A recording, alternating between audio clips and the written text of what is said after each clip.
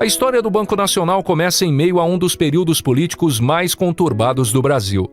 Seu surgimento está diretamente ligado à trajetória de José de Magalhães Pinto, uma figura de grande influência na vida política e econômica do país.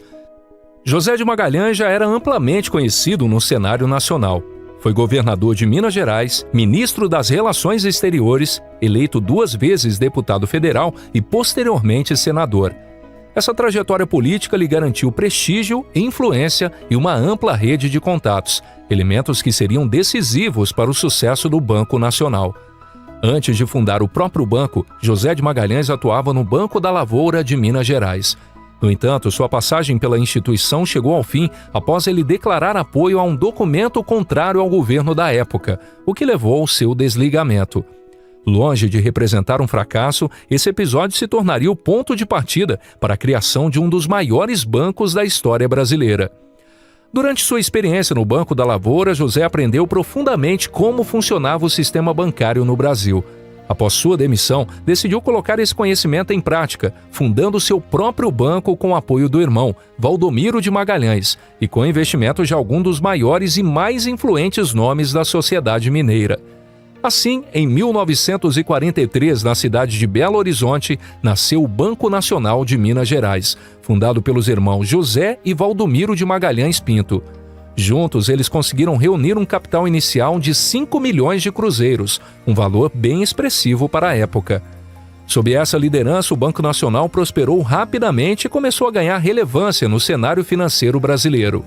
Ao longo dos anos, a instituição aumentou seu volume de operações e expandiu seu alcance, não apenas em Minas Gerais, mas também em outros estados do país, impulsionada principalmente pelo prestígio e pela influência de José de Magalhães. Durante as décadas seguintes, o banco apresentou um crescimento consistente e estratégico. A instituição seguiu uma estratégia agressiva de crescimento, baseada em aquisições e na expansão dos seus ativos. Nesse período, a instituição se consolidou como uma das principais forças do sistema financeiro brasileiro. Em 1958, o Banco Nacional incorporou o Banco Sotomayor, o que ampliou significativamente sua base de clientes. 2 anos depois, em 1960, adquiriu o Banco Israelita de São Paulo, reforçando sua posição no competitivo setor bancário paulista. Uma das aquisições mais importantes aconteceu em 1970, quando o banco comprou o Banco da Grande São Paulo. A operação foi tão significativa que levou à mudança de nome da instituição para Banco Nacional S.A., marcando oficialmente o início de sua expansão em escala nacional. Em 1972, o grupo ainda incorporou o Banco do Comércio e Indústria de Minas Gerais, consolidando sua força no estado de origem e ampliando ainda mais seu portfólio. No ano de 1974, o Banco Nacional já apresentava um patrimônio líquido equivalente a aproximadamente 1,2 bilhão de reais, com lucros anuais que ultrapassavam os 200 milhões de reais. Por volta da década de 80, o banco faturou cerca de 5 bilhões de reais no ano, posicionando-se definitivamente como um dos gigantes do setor bancário brasileiro. Ao longo de sua trajetória, o Banco Nacional ganhou destaque não apenas por seu crescimento financeiro, mas também por suas relações com figuras bastante conhecidas no Brasil. Uma das mais relevantes foi a negociação com Roberto Marinho, que resultou em um empréstimo de alto risco concedido ao dono da Rede Globo, fundamental para manter as operações do grupo de comunicação. O Banco Nacional foi também o primeiro patrocinador do Jornal Nacional da Rede Globo. Há quem especule, inclusive, que o nome do telejornal tenha sido inspirado no próprio Banco Nacional. Os comerciais da instituição fizeram enorme sucesso durante as exibições do programa, contando com a participação de atores famosos da emissora. Além da publicidade na televisão, o banco investiu fortemente em outras formas de divulgação, buscando constantemente maneiras de manter sua marca em evidência. Entretanto, a ação que tornaria o Banco Nacional mundialmente conhecido não partiria de uma decisão estratégica própria, mas sim de uma iniciativa inesperada do próprio patrocinado, um episódio que mudaria para sempre a história da instituição. E falando em surpresas que podem mudar tudo, e se cada real gasto no cartão de crédito voltasse para você em dólar, direto na sua conta? Parece improvável, mas é exatamente isso que a Nomad faz, a patrocinadora do vídeo de hoje. A Nomad é uma conta internacional completa, feita para quem quer liberdade e inteligência financeira. Ela possui o único cartão de débito e crédito que dá cashback em dólar de verdade. Cada compra feita em reais gera pontos que se transformam em dólares direto na sua conta. Simples assim, para guardar, dolarizar patrimônio ou aproveitar como quiser. E tudo isso em aplicativo 100% digital, sem anuidade, sem burocracia e sem taxas abusivas. Além do cashback em dólar, você ainda ganha benefícios especiais, como acesso à sala VIP do aeroporto de Guarulhos, investimento nos Estados Unidos com proteção de até $250 mil pelo FDIC e descontos exclusivos na Nomad Shop. Mais de 3,5 milhões de brasileiros já estão aproveitando e ganhando em dólar todos os dias. Agora é a sua vez de dar o próximo passo. Use o código CD40 e receba até $40 de cashback nas suas primeiras conversões. Mas atenção, essa oferta é por tempo limitado. Cada dia que você espera é dinheiro que deixa de voltar para você.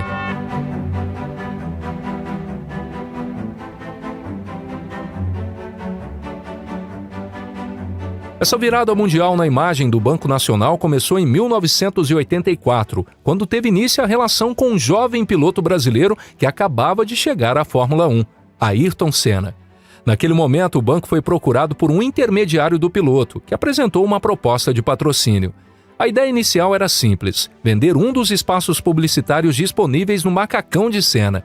A proposta foi recebida com cautela pelo vice-presidente de marketing do Banco Nacional, mas rapidamente ele percebeu o enorme potencial estratégico daquela parceria. Apesar do interesse, os executivos do banco impuseram uma condição clara: queriam exclusividade. Após negociações, as partes chegaram a um acordo que tornaria o Banco Nacional o único patrocinador brasileiro de Ayrton Senna, enquanto os demais espaços publicitários poderiam ser ocupados por marcas estrangeiras. Com o contrato fechado, Senna passou não apenas a exibir o logotipo do banco em seu macacão e capacete, mas também a participar dos comerciais da instituição e a utilizar bonés com a marca do Banco Nacional.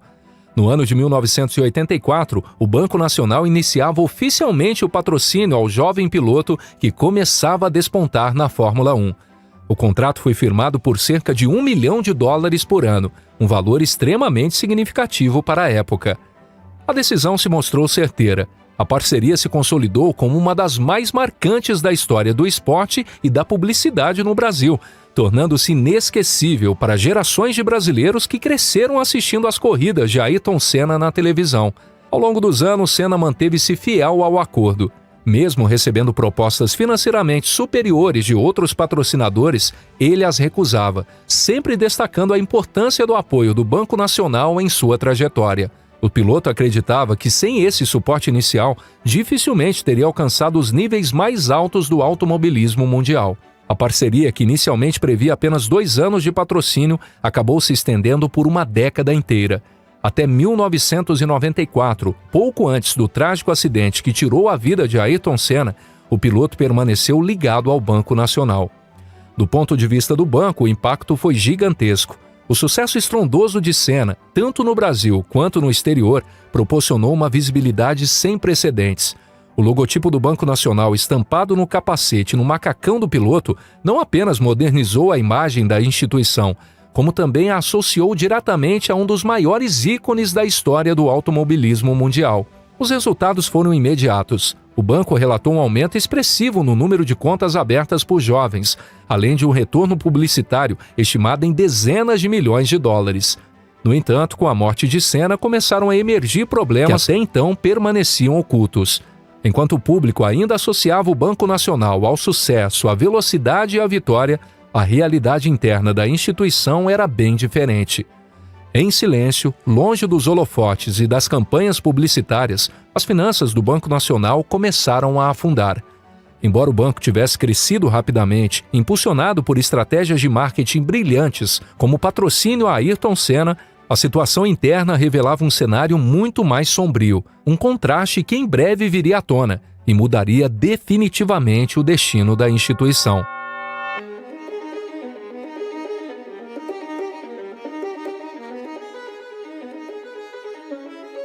Desde 1988, mesmo enquanto o Banco Nacional estampava sua marca no auge da carreira de Ayrton Senna, já circulavam rumores de que a instituição enfrentava sérias dificuldades financeiras. Mas a realidade era muito pior do que qualquer suspeita levantada na época. As investigações revelariam mais tarde a existência de 652 contas de crédito bancário que não constavam na contabilidade oficial do banco. Elas faziam parte de um sistema paralelo, identificado internamente pelo Código Natureza 917, um mecanismo criado exclusivamente para ocultar prejuízos bilionários. Na prática, o Banco Nacional operava um esquema do tipo Ponzi em larga escala. Essas 652 contas fictícias foram usadas para esconder prejuízos que ultrapassavam 5 bilhões de reais, valor equivalente a 5 vezes o patrimônio líquido real do banco naquele momento. O esquema foi mantido por cerca de 7 anos e chegou a representar aproximadamente 75% de todas as operações de crédito do Banco Nacional. No esquema, empréstimos que jamais foram pagos eram registrados como ativos saudáveis nos balanços financeiros. Isso criava uma falsa sensação de solvência, enganava investidores, acionistas e o mercado, e permitia que o banco continuasse captando recursos. Na prática, em vez de reconhecer as perdas ou transferir as dívidas para terceiros, o banco lançava esses valores como se fossem ativos legítimos da instituição. O patrimônio apresentado ao público era artificialmente inflado, muito maior do que realmente existia. Além da contabilidade fantasiosa, o Banco Nacional contraía novos empréstimos para cobrir rombos antigos, mantendo a aparência de normalidade para o mundo externo. Os prejuízos simplesmente não apareciam nos números oficiais. A realidade é que o banco já estava tecnicamente quebrado desde 1990, quando seu patrimônio líquido se tornou negativo. E conforme indicavam rumores internos, os problemas vinham de ainda antes. Desde 1986, a instituição já enfrentava dificuldades graves, a ponto de seus controladores contratarem especialistas para tentar reverter os prejuízos crescentes das carteiras de crédito. Somente em 1986, o Banco Nacional registrou um prejuízo de cerca de 250 milhões de dólares. Ainda assim, a verdade era sistematicamente escondida. O banco estava afundado em dívidas e fraudes. O mais impressionante é que o esquema passou despercebido por anos. Escapou tanto das auditorias externas quanto da fiscalização do Banco Central. A manipulação envolvia a inflação artificial de saldos devedores, com aplicação de juros e taxas fictícias, criando a ilusão de que aquelas operações continuavam rentáveis. Para impedir que a fraude viesse à tona, entre 1990 e 1995, o Banco Nacional chegou a reportar lucros, ainda que completamente artificiais. Com base nesses números falsificados, a instituição distribuiu dividendos aos acionistas. Para sustentar a farsa, novos empréstimos eram constantemente emitidos, apenas para cobrir os juros das dívidas antigas, alimentando o ciclo insustentável. Esse modelo de gestão fraudulento teve início no começo da década de 80, quando o Banco Nacional adotou uma estratégia agressiva de concessão de crédito a empresas sem qualquer capacidade real de pagamento. As perdas resultantes cresceram rapidamente e logo superaram todo o capital do banco. Em vez de admitir o colapso financeiro, os administradores optaram por esconder os prejuízos por meio de manipulações contábeis, preservando a imagem de prosperidade e solidez. Em 1988, percebendo a gravidade da situação, os acionistas controladores contrataram uma equipe de especialistas para tentar salvar o banco. No entanto, em vez de implementar medidas corretivas, a administração optou por aprofundar o esquema, intensificando a criação de contas fictícias e ampliando ainda mais os riscos. O golpe final veio em 1994, com a implementação do Plano Real. A nova política monetária trouxe estabilidade à economia brasileira, mas também derrubou drasticamente a inflação e as taxas de juros, dois elementos que até então ajudavam a mascarar os problemas do banco. Sem a inflação para corroer suas dívidas ao longo do tempo e sem a possibilidade de continuar emitindo novos empréstimos para sustentar o esquema, o Banco Nacional foi finalmente forçado a encarar sua verdadeira situação financeira. E a partir daquele momento, o colapso se tornaria inevitável. Se o seu sonho é trabalhar de onde quiser, ganhar dinheiro e conquistar a sua liberdade, o curso Edições Disruptivas pode transformar esse sonho em realidade. Com o curso Edições Disruptivas, você aprende a editar vídeos com qualidade profissional de forma simples, prática e sem enrolação, mesmo que nunca tenha aberto um programa de edição antes. São mais de 60 videoaulas criadas para te ensinar a transformar criatividade em renda real. Além disso, o Plano Master traz um módulo exclusivo com os mapas fantásticos, o maior perfil de mapas animados do Brasil, com mais de 1.200.000 seguidores, ensinando técnicas únicas que podem elevar suas produções a outro patamar. O primeiro passo é seu. Acesse o link na descrição ou no comentário fixado e comece hoje mesmo. Se você busca liberdade financeira e a opção de trabalhar de qualquer lugar do mundo, o Edições Disruptivas é a escolha certa para você.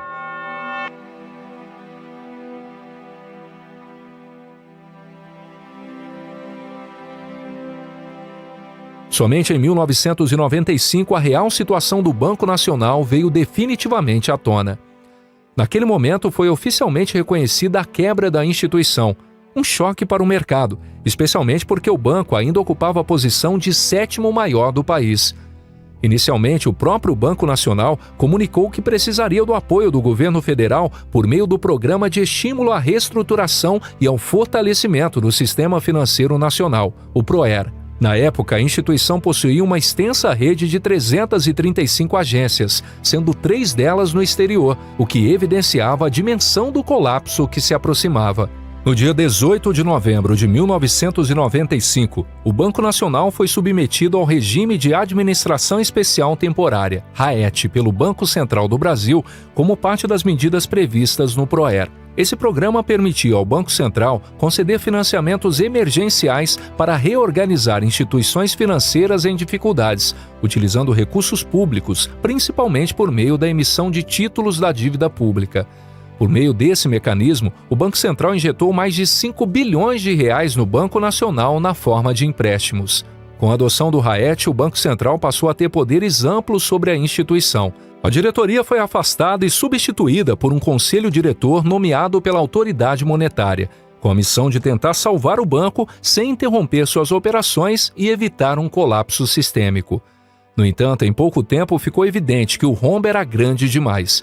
O Banco Nacional estava além da capacidade de recuperação, mesmo com a intervenção do governo e do Banco Central. Diante disso, tornou-se inevitável o início do processo de liquidação. Naquele momento, o banco acumulava um passivo total superior a 6 bilhões de reais. Para viabilizar o desmonte da instituição, foi adotada uma estratégia que ficou conhecida como a divisão entre o banco bom e o banco ruim. O chamado Banco Bom reuniu as carteiras saudáveis, os ativos reais, as agências em funcionamento e o patrimônio consolidado. Já o Banco Ruim concentrou as carteiras problemáticas, os prejuízos ocultados ao longo dos anos e os setores mais afetados pelas fraudes. A parte considerada saudável foi adquirida pelo Unibanco, que pagou cerca de 1,2 bilhão de reais por essa parcela do Banco Nacional, incluindo participações societárias e ativos imobilizados. Enquanto isso, a parte ruim permaneceu sob responsabilidade do Banco Central, que conduziu sua liquidação de forma gradual ao longo dos anos. Com o avanço das investigações, a existência da fraude foi oficialmente confirmada. Em 1997, o Ministério Público indiciou a alta cúpula do Banco Nacional. Ao todo, 33 pessoas foram indiciadas, entre elas o controlador da instituição, Marcos Magalhães Pinto, filho do fundador José de Magalhães Pinto. Os crimes investigados incluíam gestão fraudulenta, formação de quadrilha e gestão temerária. Diversos executivos do banco também foram indiciados por crimes financeiros, como fraude contábil e administração irresponsável. Contudo, devido à complexidade do caso e à lentidão do sistema judiciário brasileiro, muitos dos processos se arrastaram por anos, resultando em poucas condenações efetivas. Apesar da dimensão do escândalo e do prejuízo bilionário, nenhum correntista do Banco Nacional sofreu perdas diretas. O rombo foi absorvido pelo Banco Central, que interveio para preservar o sistema financeiro e evitar uma crise ainda maior. Assim terminou a trajetória de um banco que por décadas simbolizou poder e sucesso, mas que viu seu império cair por conta de fraudes e uma das maiores manipulações contábeis da história do Brasil. Agora me diz, você conhecia esse escândalo do Banco Nacional, que foi um dos maiores da história do Brasil? Deixa aí nos comentários a sua opinião e aproveite para deixar sugestões de temas que você quer ver por aqui nos próximos vídeos. Não esqueça de curtir o vídeo de hoje e se inscrever no canal para apoiar nosso trabalho. E lembre-se de baixar o aplicativo da Nômade para abrir sua conta internacional. É só clicar no primeiro link da descrição ou apontar a câmera do seu celular para o QR Code aqui na tela. Ao se cadastrar com o código CD40, você pode ganhar até $40 de cashback na sua primeira conversão de real para dólar. Obrigado por ter assistido até aqui, um forte abraço e até o próximo vídeo aqui do canal. Tchau, tchau!